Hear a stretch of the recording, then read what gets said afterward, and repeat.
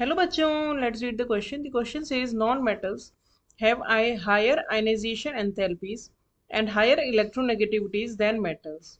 Following are the conclusions taken from the above statements. Statement 1 is non-metals readily form anions. Statement 2, metals readily form cations. Statement 3, metals form both anions and cations, and statement 4, non-metals forms both anions and cations.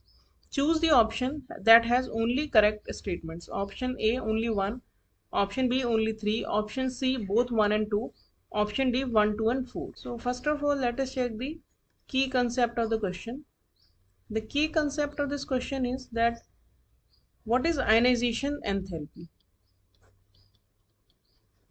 Ionization enthalpy means the amount of energy required to convert an element or a metal to a cation, and the element or metal must be present in the gaseous state. So यानी कि M अगर gaseous state में है तो उसको M plus बनाने में जो एनर्जी रिक्वायर्ड होती है उसे हम बोलते हैं ionization enthalpy.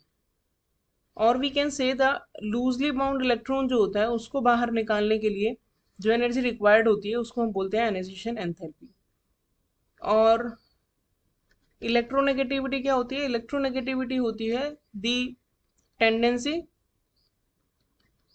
Of an element to attract the electrons of shared pair toward itself. जैसे कि ए और बी जो दो एलिमेंट है, अगर ये किसी बॉन्ड के द्वारा एक दूसरे से अटैच्ड हैं तो इस बॉन्ड के जो इलेक्ट्रॉन्स हैं बी इज अपनी तरफ ज़्यादा उससे अट्रैक्ट कर रहा है, तो we will say that B is more electronegative than ए.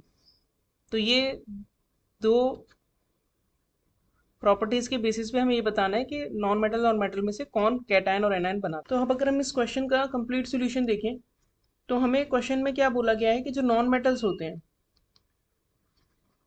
उनकी आयनाइजेशन एंथैल्पी ज़्यादा होती है एज कंपेयर टू मेटल्स की आयनाइजेशन एंथैल्पी. यानी कि हम कह सकते हैं कि मेटल्स को हमें लेस एनर्जी देनी पड़ेगी to convert them into the cation. इसीलिए जो मेटल्स होते हैं उनकी टेंडेंसी होती है टू फॉर्म कैटायंस, जबकि जो नॉन मेटल्स होते हैं उनको बहुत ज़्यादा एनर्जी चाहिए क्योंकि उनकी आयनाइजेशन एनर्जी ज़्यादा है एज कम्पेयर टू मेटल्स. तो नॉन मेटल्स को कैटायन बनाना डिफिकल्ट होता है. और क्योंकि इनकी इलेक्ट्रोनेगेटिविटी ज़्यादा है इसीलिए इनके इलेक्ट्रॉन्स को अपनी तरफ अट्रैक्ट करने की जो टेंडेंसी है वो ज़्यादा है. इसीलिए जो नॉन मेटल्स होते हैं दे रीडली फॉर्म्स एनायंस. तो इससे हम दो कंक्लूजन जो हमें स्टेटमेंट दिए हैं उन्हीं से हमें कंक्लूजन ड्रॉ करने हैं. तो पहला कंक्लूजन हम ड्रॉ कर सकते हैं इससे कि मेटल्स इजीली फॉर्म कैटायंस,